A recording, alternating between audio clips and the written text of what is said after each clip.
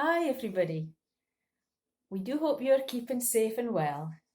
And welcome to the first Messy Church at Home session, brought to you by the Lerwick Messy Church team.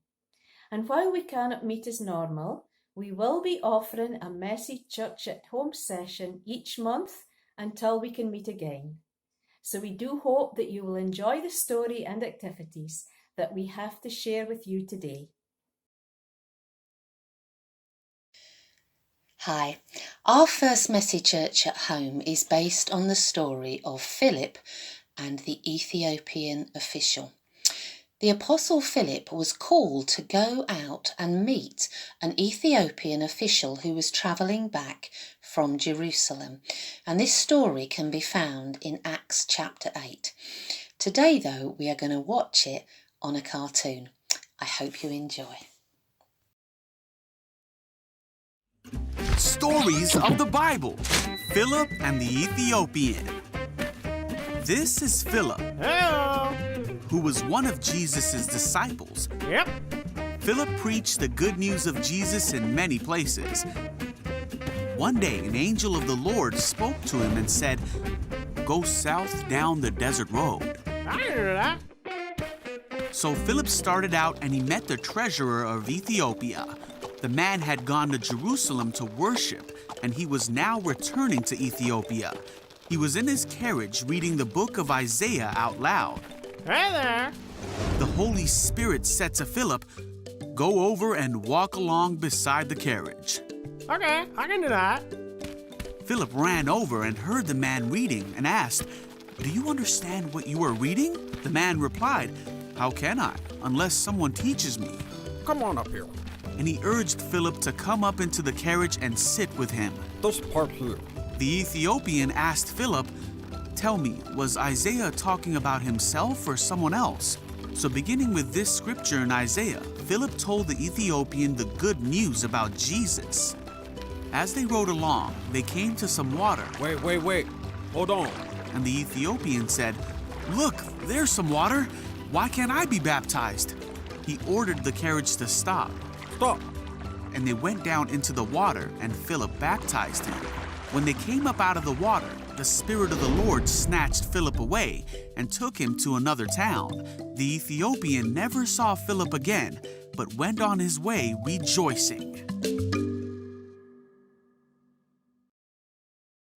Hello everyone and welcome to Messy Church at Home. My name is Anne and today I'm going to show you how to make a scroll. Now the Ethiopian man in the story today is reading a scroll and he's actually reading what the prophet Isaiah wrote many years ago. So to start with, what you need is a piece of paper, two pencils. What the resources we're asked to get is actually 2 lollipop sticks, but I don't have any, so 2 pencils it will be, and 2 bits of blue tack to put on the end so you don't poke anybody in the eye. There we go. So on your piece of paper I want you to write a special verse, and this helps us to remember how we can tell people about Jesus. So you can start by writing, "If someone asks about your hope as a believer, always be ready to explain it. But do this in a gentle and respectful way." So we start, if someone asks about your hope as a believer, always be ready to explain it. But do this in a gentle and respectful way. And then what I want you to do is take a pencil to the top of the page and another pencil to the bottom of the page and sellotape them.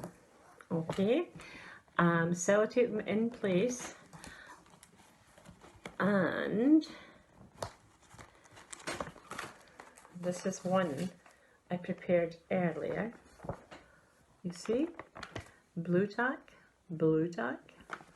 Now, the example that they have, I don't know whether you can see that, is they've used brown and yellow felt tip pens along the edges of the paper, which makes it look a bit older. Mine has just got pencil and pen marks, but you can then roll it up. It did work earlier. Roll it up, and there you've got your scroll. Okay, enjoy. Hello. Today we're going to make an edible picture. You know, one of the ones that you can eat. It's of the Bible story that you've heard today about the disciple Philip and the Ethiopian.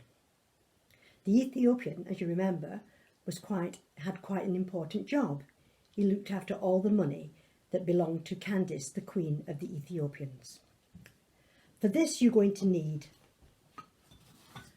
a biscuit, something like a digestive or a hobnob, or a rice cake, rich tea, something like that, a nice round one like that. It's got to be flat.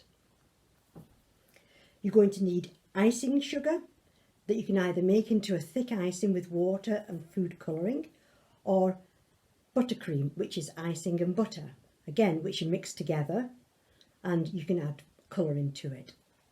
You're also going to need something for a chariot, and something for the wheels, and something for the Ethiopian and for the disciple Philip. If you remember the story, the Ethiopian was travelling from Jerusalem back to his home, and Philip was travelling from Jerusalem to Gaza through the desert road. So you take some of your yellow buttercream and you spread it nicely onto your biscuit, like so.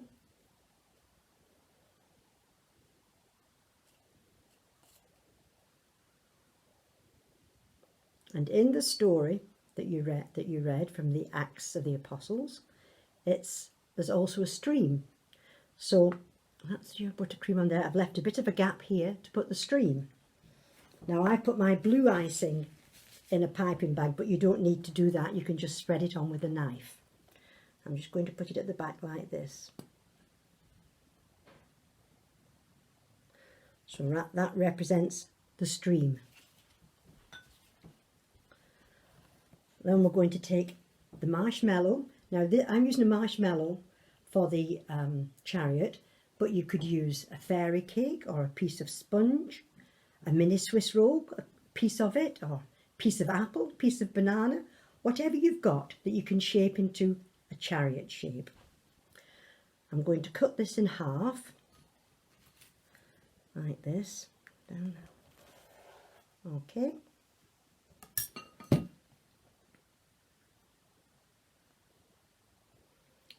And I'm just going to make a little hole in the middle, because that's where the Ethiopian is going to be standing. If it's a marshmallow, it's a bit sticky, so hopefully he'll stand up.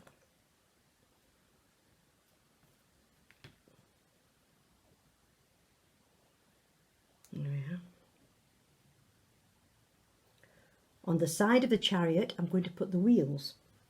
And I'm going to use chocolate buttons. You can use Smarties, jelly tots, a piece of sweetie that you've cut to, anything that you've cut to make a round shape, even the piece of apple. And it's going to go on the side like this here. I'm just going to put a little bit of the buttercream on it so it'll stick on it.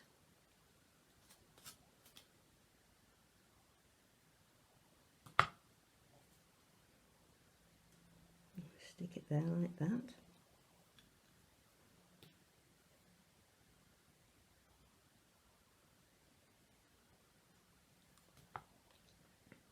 Stick this one here like that. So that's our chariot with its two wheels. That's the chariot. Now I need something for the Ethiopian and something for the disciple Philip. Now you could use pieces of chocolate like this. It's just to represent the person. It doesn't have to look like a person. You could use mini jelly babies. What I'm using is, here we are. I don't know if you've seen these, but they're like licorice pencils, they call them. And I've cut a piece off, and then I've cut it in half. So I've got one of each. And that's where I'm going to stick the Ethiopian, in the middle there on his chariot. And I'm going to put him next to the stream, because they've journeyed together now, Philip and the Ethiopian, and they've come to a stream. And throughout the journey, the disciple Philip has been telling him all about Jesus and about the good news of Jesus. And the Ethiopian sees the stream and he says, "Will you baptize me?" And that's the disciple Philip stood out there ready to baptize him. So that's your edible picture, and you can remember that story while you're eating it. Now, if you don't want a sweet one and you want a savoury one, you could do it this way. You could get a cream cracker, and I've put spread cheese on that. I've used cucumber for the chariot, carrots for the two wheels, and a carrot stick for the Ethiopian and the disciple Philip. And at the back, although it's not the colour of a stream, I've used boiled ham. You could use anything. You could, if you want, you could even colour the cream cheese at the back blue. But I just thought if you want, it'd be quite nice just to have boiled ham. So that's two of them there. So if you want, that's a sweet and a savoury one. So that gives you something. When you're having your snack of one of these, you can remember all about the story in Messy Church today about Philip and the Ethiopian. Thank you.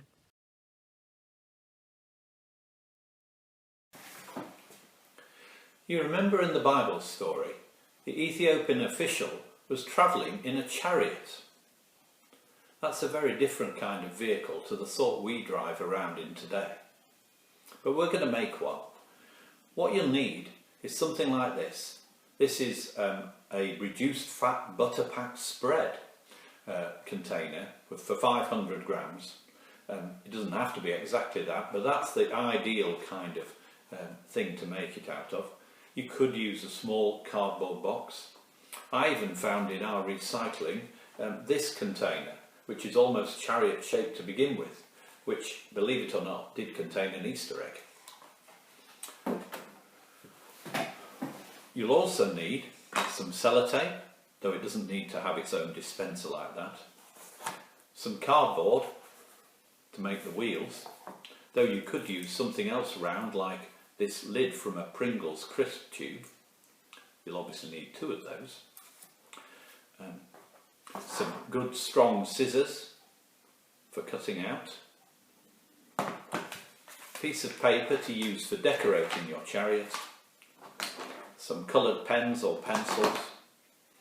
And very importantly, a crayon or a pencil, preferably an old one that you're prepared to cut to the right length, using, with the help definitely of a grown-up, a small hacksaw like this.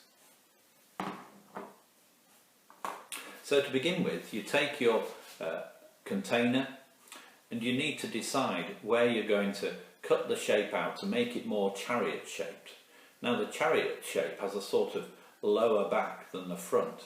So if you can find a pen that will mark on the plastic like this, you then draw a line from about halfway back down and then about halfway down, and if you can make a little bit of a curve, you see that's the line you're going to cut down and round, and do the same at the other side, and then you want to join those two lines across the back. Then you take your good pair of scissors.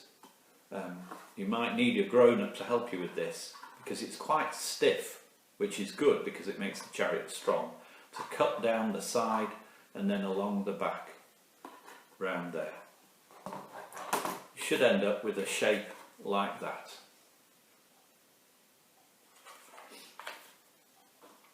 So that's the body of your chariot then made.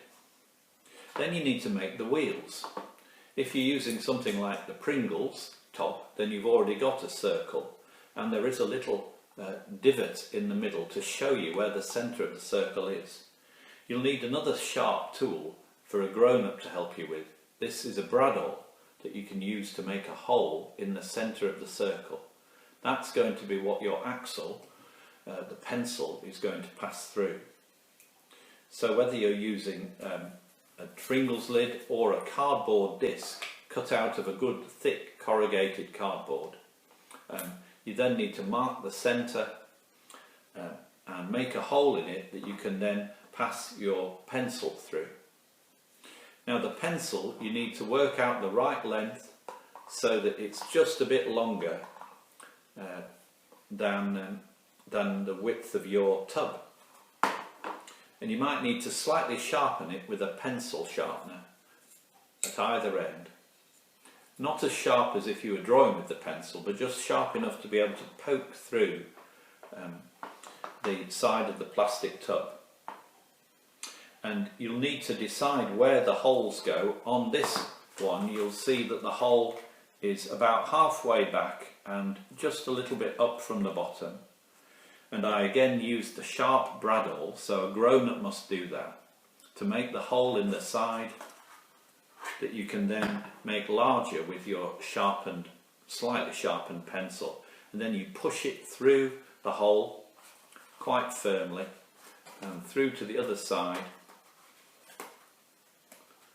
And you can see it's gone through both sides.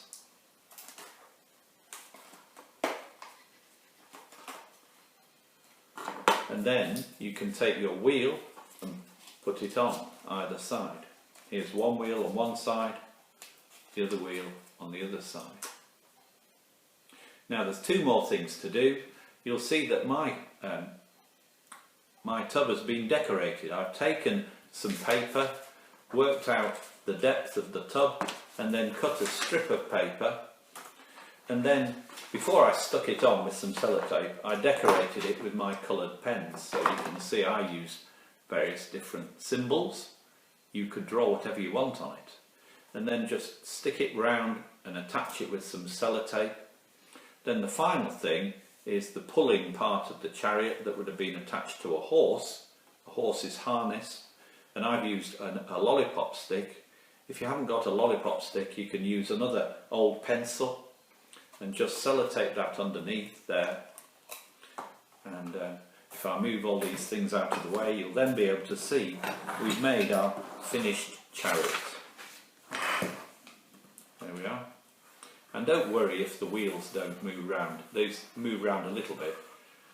The main point is to remind us of the kind of transport that Ethiopian official and other important people would have used in the times of the Bible. I also managed to make a little door in the back of mine. See if you can do that with yours.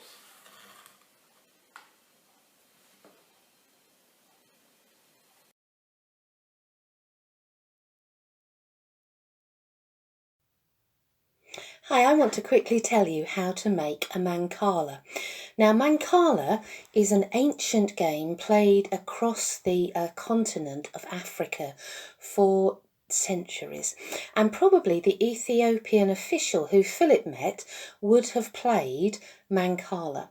Now, mancala is usually played on a beautiful wooden board, but we today are going to make a mancala using egg boxes.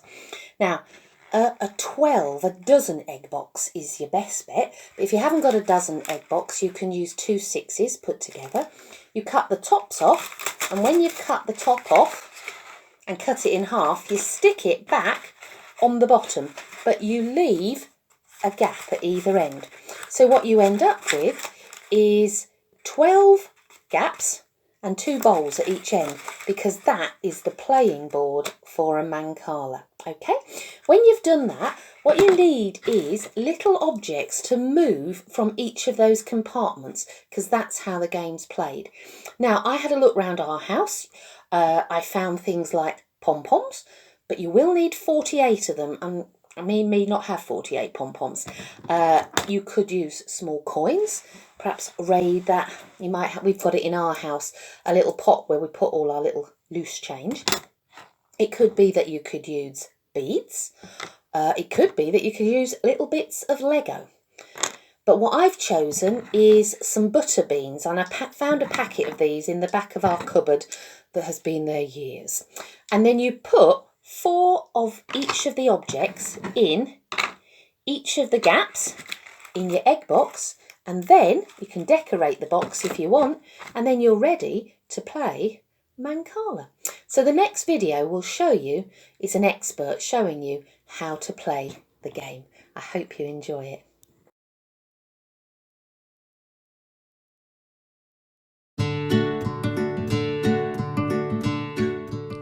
Alright, I'm going to show you how to play Mancala. Mancala has a special board. You'll see this one has 12 smaller cups, 6 on each side, and it has a larger empty cup on each of the ends. If you don't have a Mancala board, you can just get an empty egg carton, put that in the middle here, just cut the top off, and then put a small bowl on each side for the points. You'll also need small pebbles or beans or buttons, something to use for the playing pieces inside. I've put 4 stones in each of the small cups here, nothing in the outside ones. So this is my side, and this is your side. I'm just going to pick the rocks from one of my cups here, and I'm going to go in counterclockwise and drop rocks in each of the bowls, including my points. I just dropped my last one in this cup. Since there are other rocks in there, I get to pick it all up and keep going. But I'm not going to drop any in your points. And every time I do that, I'm going to keep on going as long as there are other rocks in that hole. So I put a stone in my own points, but not in yours. Now my last rock ended up in my points here, so I'm not going to pick that up again. That means I can go again. So I have one here. This is a good little strategy. That ends up in my points, and I can go again. So I'll pick this one up.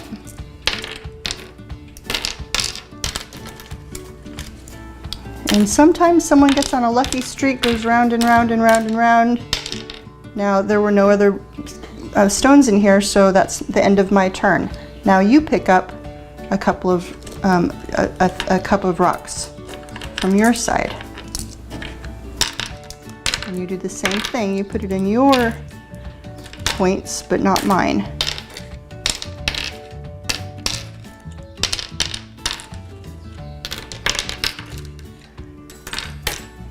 And the point of this game is to keep going round and round, getting as many points in yours and me for mine as we can, until one whole side is empty.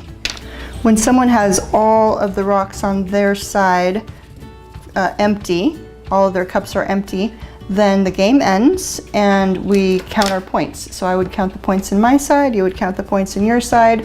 The person with the most rocks wins. So that's how you play Mancala.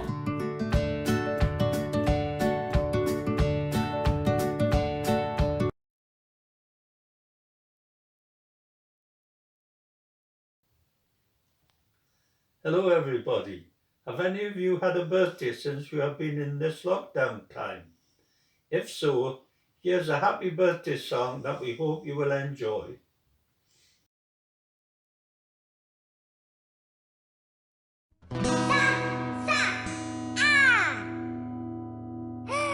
Happy birthday to you. Happy birthday to you. Happy birthday, dear.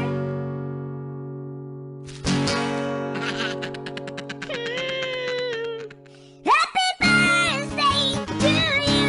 Ding pong.